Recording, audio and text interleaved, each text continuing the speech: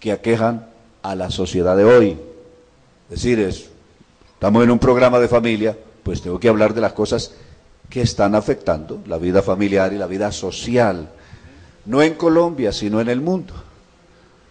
Hoy, cuando hay cantidad de gente, familias llorando la muerte de sus seres queridos, porque unos intolerantes asesinaron su familia o sus hijos o su padre, simplemente porque llevaban una camiseta de otro equipo, no el de sus afectos. Donde hoy para todo, hoy, es decir, la violencia está metida en el corazón de los seres humanos, y simplemente esto es un pretexto.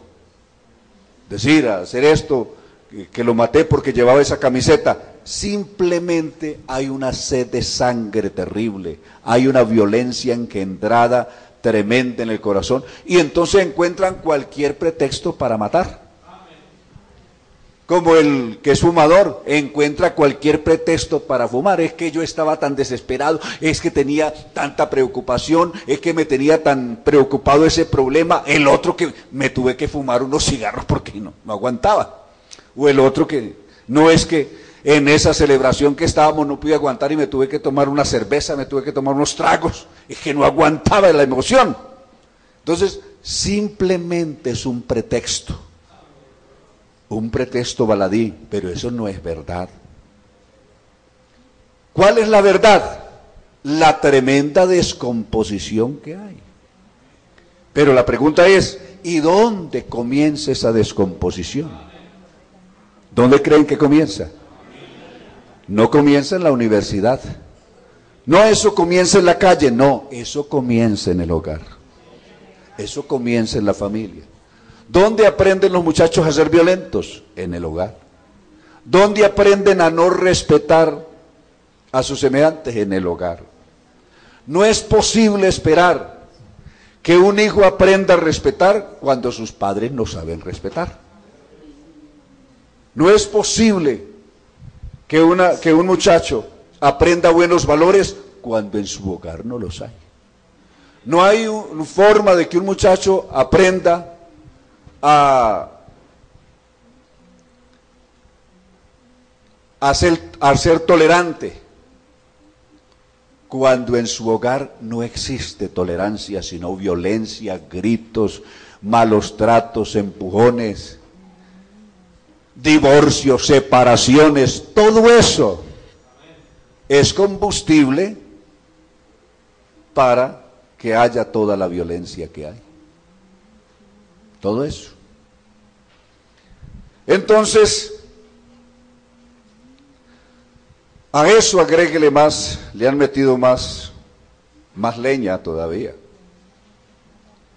Ya esa sociedad totalmente desenfocada, han ido cada vez más lejos. Y ahora supuestamente ya no hay los dos géneros bíblicos, sino que ya hay hasta un tercer género. ¿Ah? Hoy se habla de un tercer género. Incluso se habla de una sociedad transgénero. ¿Ya? Brevemente, de pronto algunos quedan confundidos con ese término de género. Cuando usamos la palabra, o cuando se usa la palabra género, se usa para definir, por ejemplo, un género literario.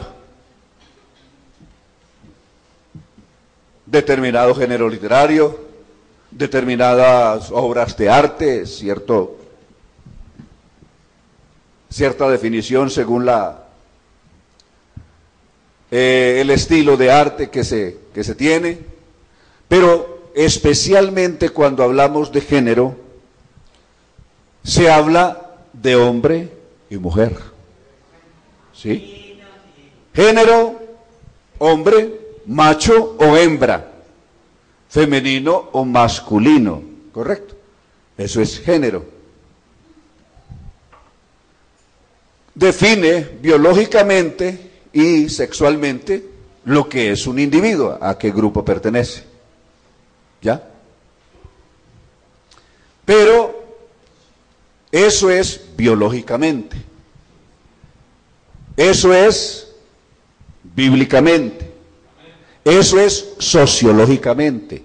Eso es psicológicamente. Eso es antropológicamente. Pero depravadamente es otra cosa. Entonces se tiene que hablar, o hablan ellos, de un supuesto tercer género. Un género que ni biológicamente lo pueden demostrar, ni científicamente ni de ninguna forma se puede encontrar, porque no existe. Ahora, todo esto ha llevado ¿a qué? A mayor descomposición, porque entonces la gente cada vez está más confundida. Primero, ¿qué hicieron? Primero, esta sociedad, estos y otros, contrataron por mucho dinero en la Sociedad Científica Internacional a expertos y destacados científicos, así como se contrata a un abogado para que defienda al culpable más eminente que hay. Todos lo vieron que lo mató, pero contratan a un abogado para que diga que él no. Y si lo mató, él no fue el culpable. Él sí lo mató, pero él no era culpable. Sí, la culpa la tuvo otro. Entonces, esta gente mueve mucho dinero. Entonces, ¿qué hicieron? Han contratado primero contrataron la Sociedad Científica Internacional. Grandes científicos para que hicieran un estudio de la Biblia y dijeran que la Biblia era un libro de cuentos, de fantasías, que no era real. Eso fue lo primero que hicieron. ¿Para qué? Hay que callar la Biblia para que no diga que están en pecado, para que no diga que hay un problema. Que no, si la Biblia es mentira, entonces no hay ningún problema. Listo. ¿Ah?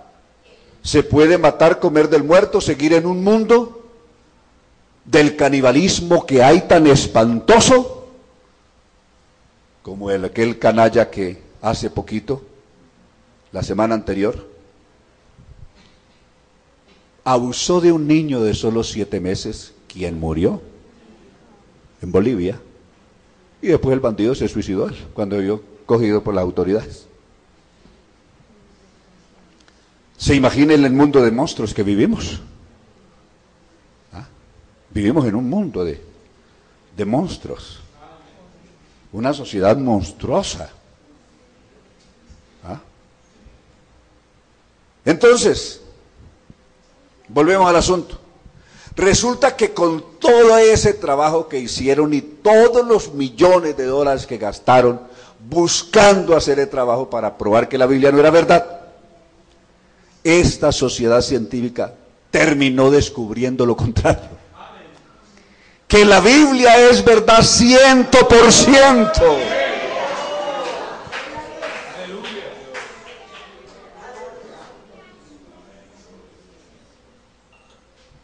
De paso, en su investigación, hasta las teorías de la evolución se murieron, se cayeron.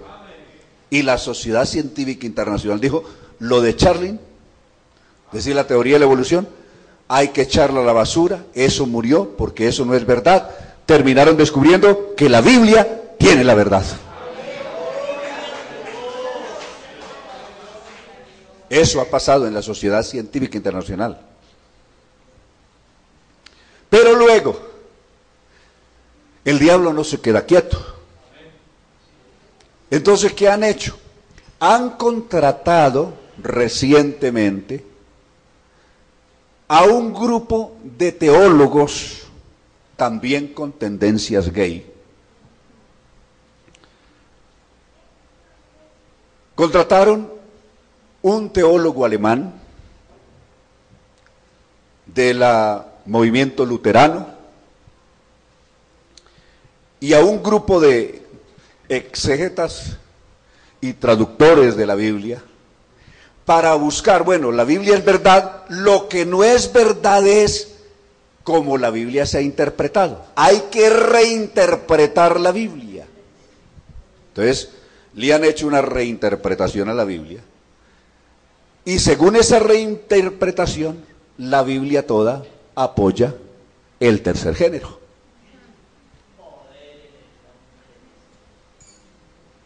Entonces, para allá voy. Vamos a ver, voy a decirle qué trabajo hicieron. Pero, ¿dónde la Biblia o Dios los deja al desnudo en sus teorías? ¿Les parece interesante que veamos esto? Pienso que usted, los que estudian, los que tienen que ver con cantidad de personas, les interesa saber esto. A usted le interesa saber esto.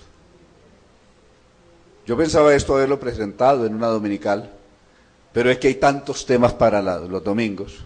Es decir, de pronto a mí, gracias a Dios hasta hoy.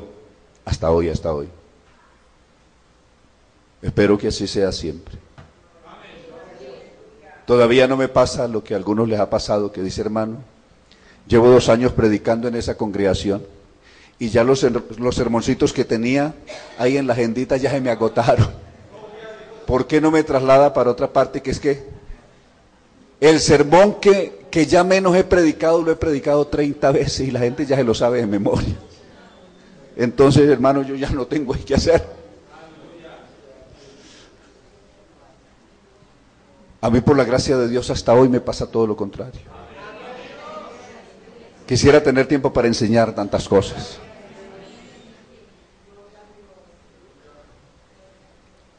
Entonces, por eso, en estos espacios, en cualquier espacio que me den, aprovecho para un tema trascendental que toda la iglesia lo debe saber. Ahora, volviendo a esto, ese trabajo que fue hecho por un teólogo luterano para Colombia, por ejemplo, para Medellín y para Colombia, lo ha reproducido un reverendo que es profesor en la Pontificia Bolivariana, de aquí de Medellín. Y es un trabajo que hace defendiendo el tercer género y buscando demostrar que la Biblia defiende el tercer género de principio a fin. También se apoya, este profesor de aquí de la Universidad Pontificia Bolivariana se apoya en algunas palabras del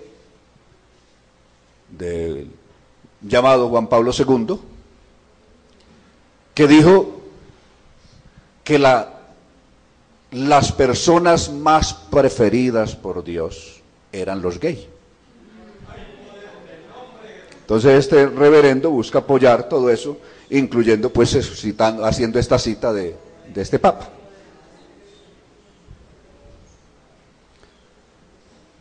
Bueno,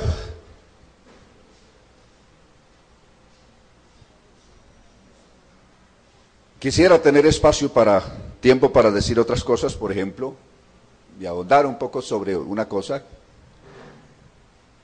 Benedicto XVI, o Ratzinger, claro que es que no me gusta mucho decir Ratzinger, porque rat en alemán es rata, y Singer es cantar, o sea, es una rata cantando, que suena mal. Eso no suena. Eso suena.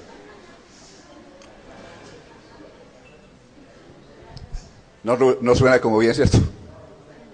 Mejor dejémoslo Benedicto. En uno de sus escritos, cuando todavía pues no se había retirado, dijo que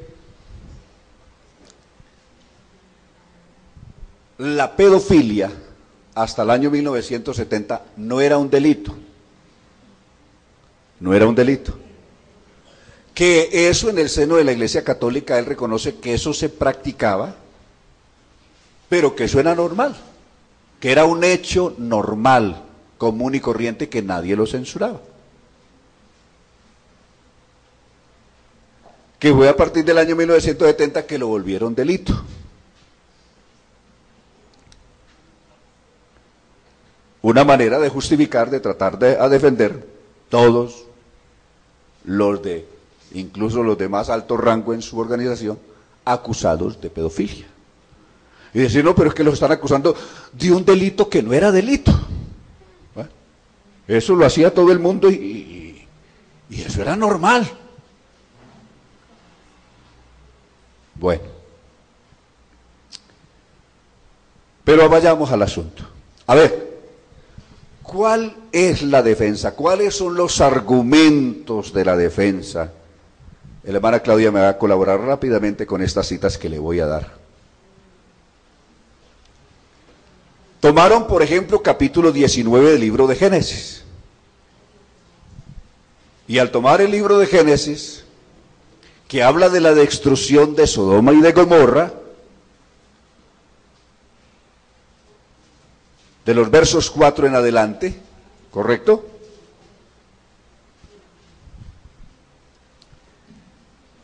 Dos ángeles habían llegado al caer la tarde a Sodoma, la casa de Lot, ¿correcto? La sociedad de Sodoma y Gomorra, los hombres, se volcaron a la casa de Lot. Lot alcanza a cerrar la puerta o los ángeles la cerraron realmente. Él salió a decirles, no le hagan daño a... ¿Qué querían ellos? Sácanos a esos varones para conocerlos, es decir, para estar con ellos. Job les ofrece, en su discusión les ofrece hasta las hijas. Ellos no querían las hijas de Lot, ni su mujer. Querían los varones que habían llegado.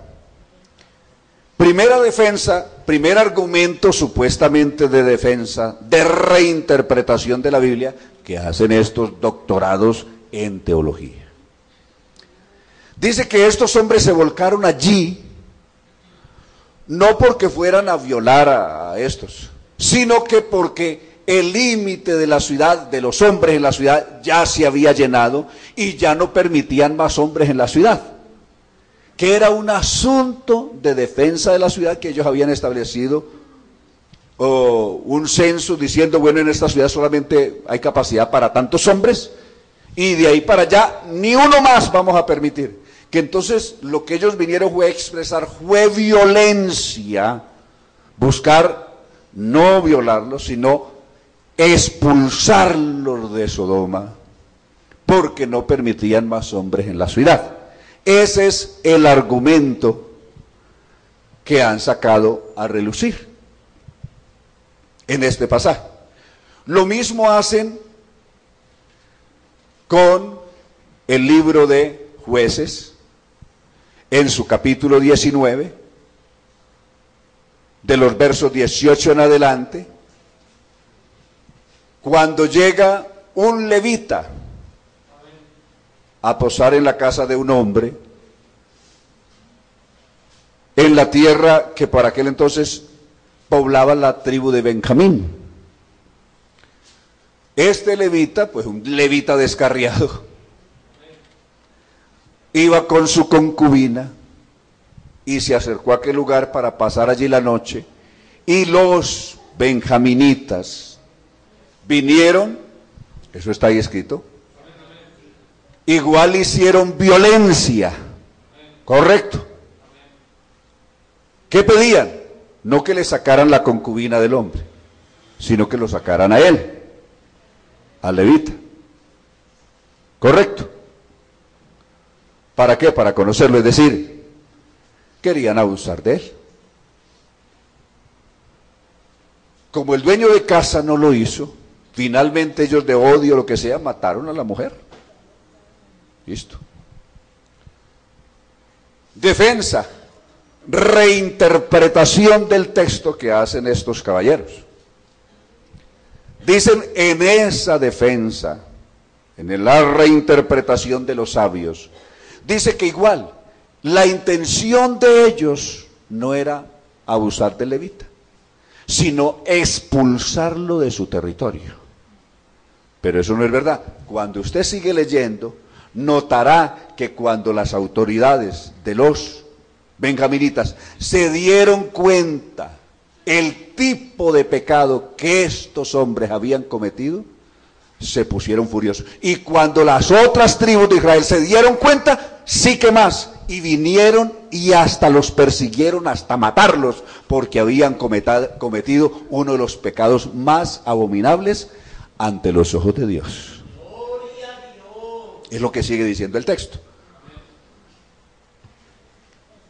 Pero antes de irme de ahí y no dejar a Sodoma y Gomorra, ni dejemos ese texto, veamos sus contextos. Hermana, por favor, ubíqueme segunda de Pedro, el capítulo, segunda de Pedro, capítulo 2, verso 6 en adelante. Ubicamos ahí.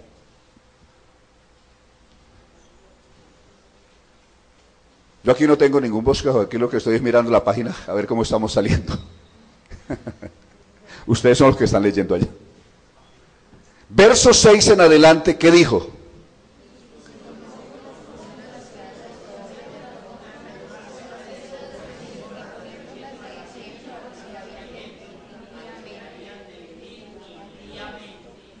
Correcto.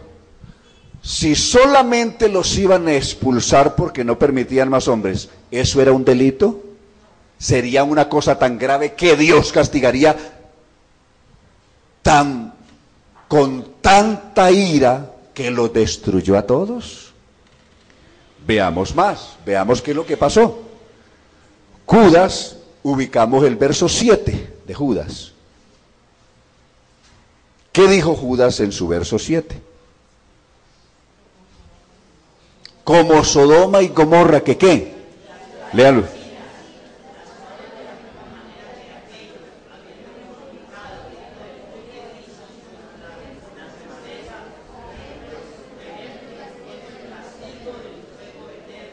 Sodoma y Gomorra fue detrás de dos inmigrantes o fue tras sus propios vicios contra naturaleza. ¿Contra qué fue? ¿Qué fue? Esa partecita no la han leído estos sabelotodos que han hecho la investigación, no han estudiado esa parte. Por ahí no han pasado. Porque es que no pueden pasar por ahí. Se les daña toda la interpretación. ¿Ah? Veamos más. Al llegar al primer libro de Reyes, al capítulo 14 y al verso 24. Ubicamos ahí, por favor.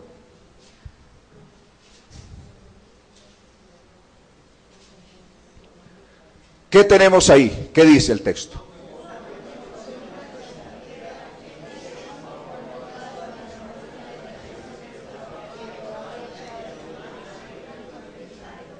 Tenían un lugar, unos lugares altos donde rendían culto a la diosa Astarot o Esther o Ista, la misma. Y el culto que se le ofrecía a esta diosa incluía la ceremonia, actos de homosexualismo. Entonces habían hombres que practicaban la prostitución, es lo que está hablando ahí. Lo vuelve a ratificar el capítulo 15, versos 12 y 13. Versos 12 y 13 del mismo Primera de Reyes, ratifica este culto y las prácticas que hacían en este culto asqueroso.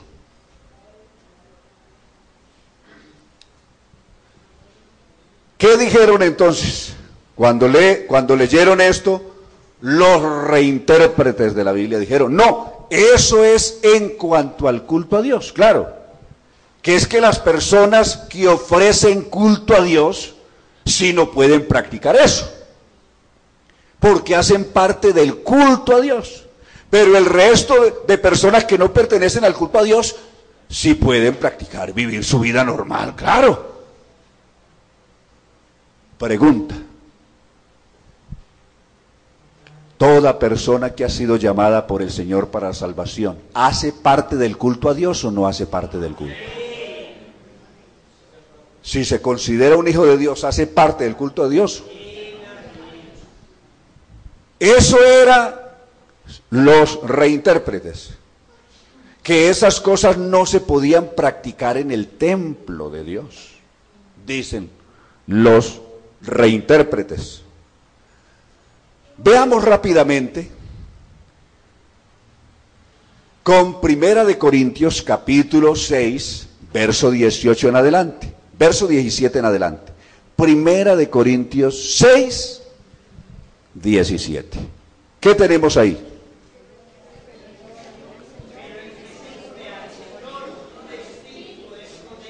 Y el verso 18. Huid de la fornicación.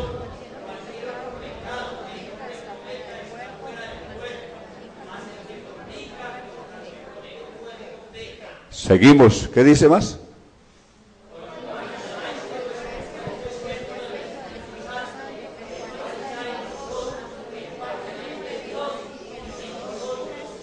Ignoráis que vuestro cuerpo es...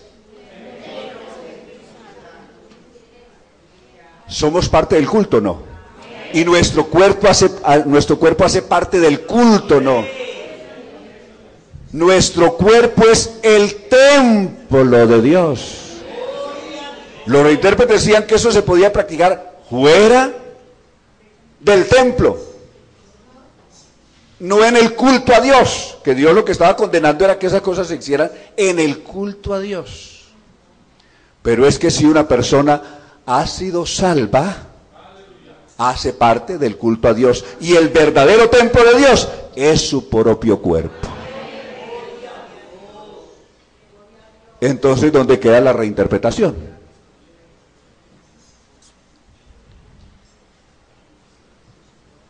Más pudiera decir, lo que pasa es que el tiempo se ha ido. Quiero hacer entonces un cierre por aquí, de pronto en otra oportunidad volvemos sobre esto, hay mucho que decir. El libro de Deuteronomio capítulo 23 habla de esto. En su verso 17, Levítico capítulo 19 está hablando de esto, el capítulo 20 de Levítico sigue hablando de esto. Pero quiero, por cuestión de tiempo, hacer este cierre de la siguiente manera. Ubiquemos ahí, por favor, hermana Claudia, este texto. Primera de Timoteo, capítulo 1, versos 8 y 9. ¿Para quiénes es la ley?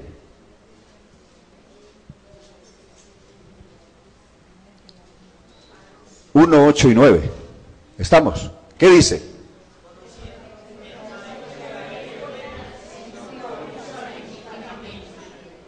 Porque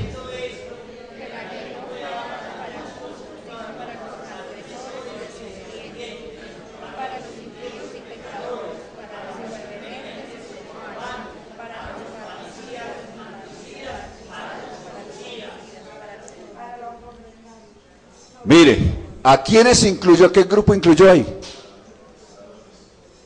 A los que trafican con personas, es decir, a los secuestradores. Pero antes había incluido también a los sodomitas, a los afeminados, a los que se echan con varones, a esos.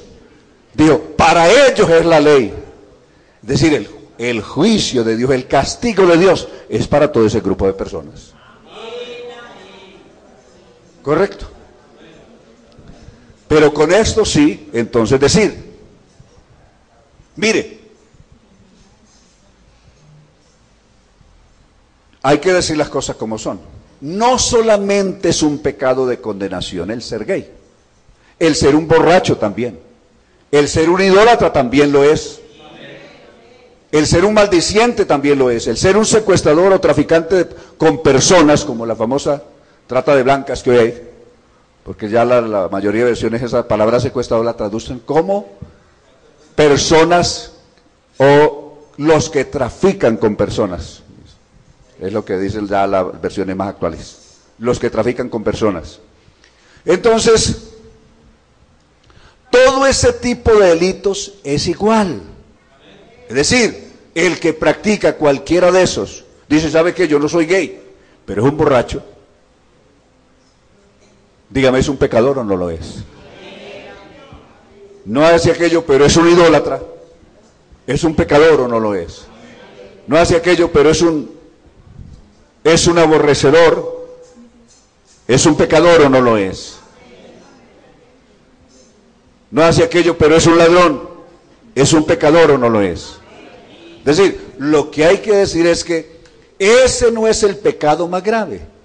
Pecado grave es todo aquel que aleja de Dios. Y todo hecho contrario a la moral separa de Dios, aleja de Dios, destituye de Dios. Entonces, aquí no hay que poner, no es que estamos poniendo la picota pública solamente a determinada parte de la sociedad, sino toda la sociedad. Sin Dios está perdida. Correcto. Porque no hace eso, pero es un fornicario, no hace eso, pero es un adúltero. Hoy en día está, a propósito de esto de toda esta maldad, hoy ya no se habla de la monogamia. La monogamia es la mujer que tiene su único esposo o el hombre que tiene su única esposa. Brevemente, se me quedó un pasajito por ahí, disculpen, que es trascendental en esto del sistema transgen. Génesis 1:27, el sistema transgen, quedó por ahí un poquito.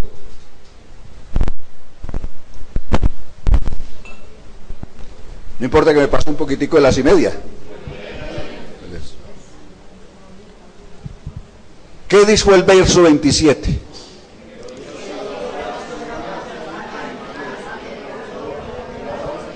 Varón y hembra. No dice que hizo varón, hembra y uno que no es ni hembra ni varón, sino que es un término. Sí. No. Lo que Dios hizo, es decir, Dios hizo el género normal. Cualquier otro género que busquen encontrar, que busquen crear, es contra naturaleza. ¿Qué es lo que dijo San Pablo en Romanos 1:26? Como ellos no aprobaron tener en cuenta a Dios, Dios los entregó a pasiones vergonzosas. ¿Para hacer qué? Hechos que no convienen. Las mujeres dejaron el uso natural. ¿Cuál es el uso natural? Pues la mujer fue creada para ser esposa de un solo marido y para procrear, es decir, para levantar una descendencia, una familia, unos hijos. Ese grupo trans, ¿dónde están sus hijos? ¿Ah? Cuando Génesis 1:24 dice, por esto dejará el hombre a su padre y a su madre y se unirá ¿a quién? En algunas versiones que hicieron estos, porque estos transgen tienen Biblia propia, hicieron una versión. Entonces ya no aparece la palabra ni hombre ni mujer, sino compañero o compañera. Quitaron la palabra mujer, quitaron la palabra hombre y pusieron simplemente compañero o compañera. ¿Ya? Y cuando aparece individual, simplemente persona. Listo. Un término neutro. Entonces, brevemente, Malaquías 2:15. ¿Qué dijo Malaquías 2:15? Es decir, habla del propósito de la creación, del que creó los seres humanos. ¿Y con qué propósito fuimos creados? ¿Qué dijo el texto?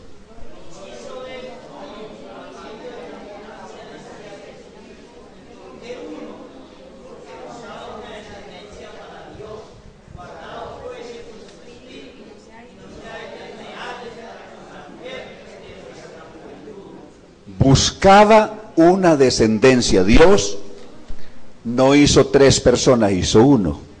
Y de ese uno sacó a la mujer. ¿Correcto? Génesis 2. ¿Y por qué solamente así? Un hombre y una mujer. Buscaba una descendencia para Dios. ¿Dónde está la descendencia de los transgéneros? ¿Dónde queda?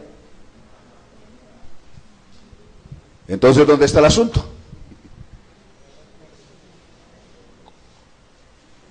Bueno, ahí sí, hagamos el cierre de la siguiente manera. Todas las personas, como dijo Isaías, nos descarriamos como ovejas. El que no se fue por esa línea de los transgéneros, se fue por la línea de la drogadicción, se fue por la de la fornicación, se fue por la del alcohol, se fue por la de la violencia, se fue por la del adulterio, la brujería, la idolatría. Lo cierto es que todos nos fuimos y todos fuimos hechos culpables. Por eso que dijo Romanos 3:23, por cuanto todos pecaron y están, no solamente pecaron los transgéneros, sino que todos pecamos. Unos de una manera, otros de otra. Lo cierto es que todos nos hicimos culpables y todos quedamos destituidos de la gloria de Dios. Ahora, cuando Cristo abre el plan de la salvación a través del Evangelio, que es el único plan de salvación para todo el mundo, Él no deja por fuera a nadie. En el Evangelio, cuando venimos a Cristo arrepentidos de corazón, cabemos todos. En Cristo cabemos todos, siempre y cuando la persona venga arrepentida de corazón. Jesucristo no le dice a este, usted sí, pero usted como tiene ese otro pecado, ese no. No, al que a mí viene yo no lo echo afuera. Hay lugar para todos a los pies de Jesús. Eso sí, pasando por el verdadero arrepentimiento. Ahí sí volvemos a 1 Corintios capítulo 6, verso 9 en adelante, y veamos esto.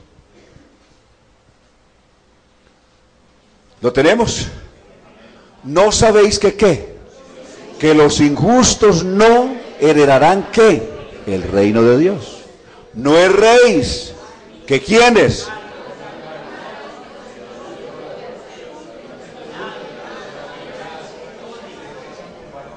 Mire que ahí están incluidos los borrachos, los adúlteros, están incluidos los afeminados y los que se echan con varones. ¿Y qué más dice? Los ladrones, los ávaros, borrachos, maldicientes, estafadores. ¿Cuál de esos pecados es más grave? ¿Cuál de esos es más grave? Igual, es cierto. Por cualquiera de esos la persona está perdida. Pero mire, cuando la persona viene, no importa que es que este era de los denominados tercer sexo o los transgéneros. Mire lo que dice. ¿Esto qué? En los Corintios habían personas que habían venido a los pies de Cristo de toda esa descomposición que había en el mundo griego en aquel entonces, que es similar a la que hoy hay en el mundo. Esto erais algunos de vosotros.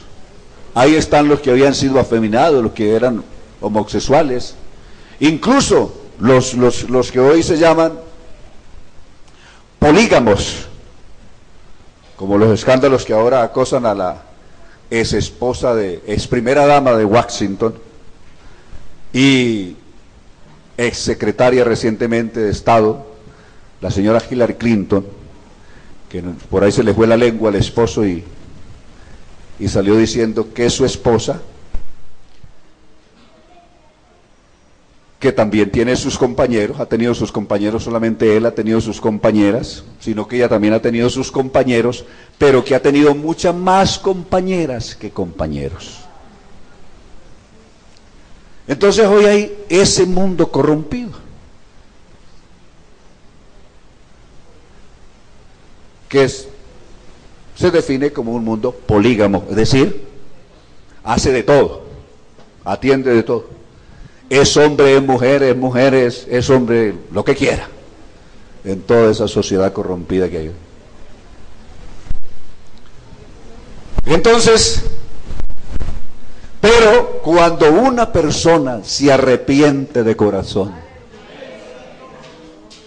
y viene a Jesús por la fe en la obra que él hizo en la cruz del Calvario,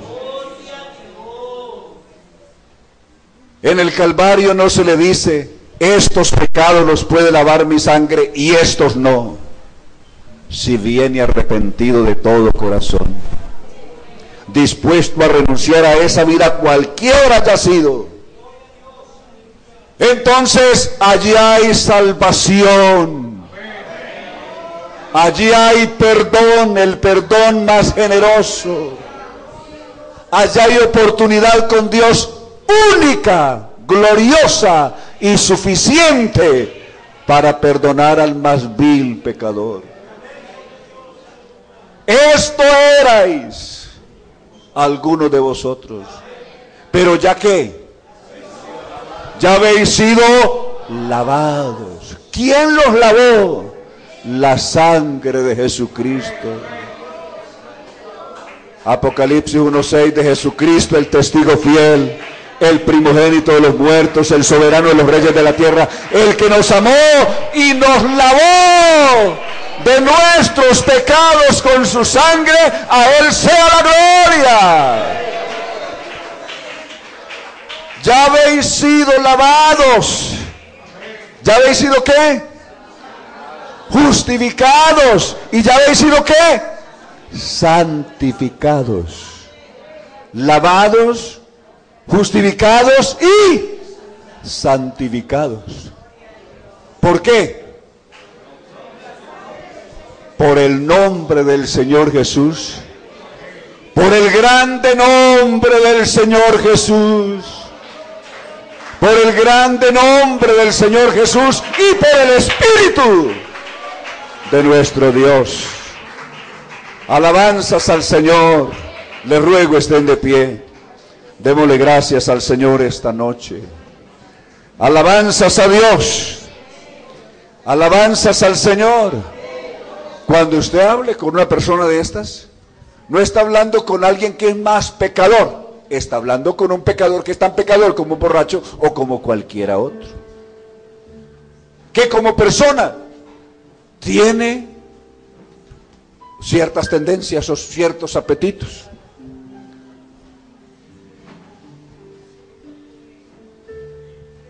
Tiene tentaciones, como las tiene el que ha sido borracho, o el que ha sido un fornicario.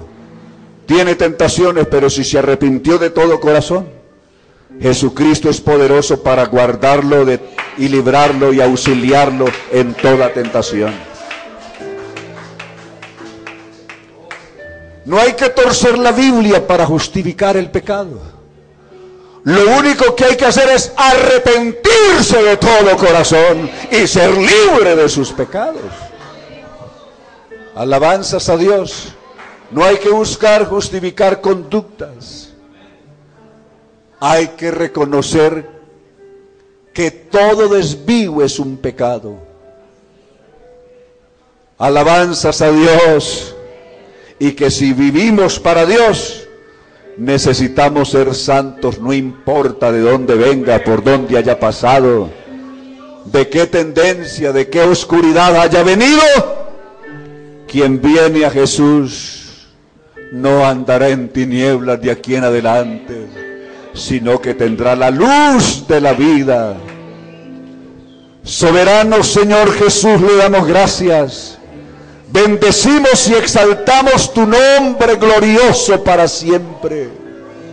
Gracias, Señor, por esa obra hermosa del Calvario, donde abriste, Señor, las puertas y el espacio para la oportunidad para todo pecador. No importa de dónde venga, ni a dónde haya caído. Si puede creer en ti, tú lo levantas con tu grande poder. Porque inmensa es tu misericordia y poderoso es tu brazo para salvar al más vil pecador. Gracias, Señor, por esa salvación grandiosa. Gracias por habernos lavado, por habernos justificado, por habernos santificado. En tu glorioso nombre, Jesús de Nazaret, damos la gloria. Y por tu Espíritu Santo que ha hecho esa obra maravillosa en el corazón de cada uno de nosotros. A su nombre, Señor, sea la gloria.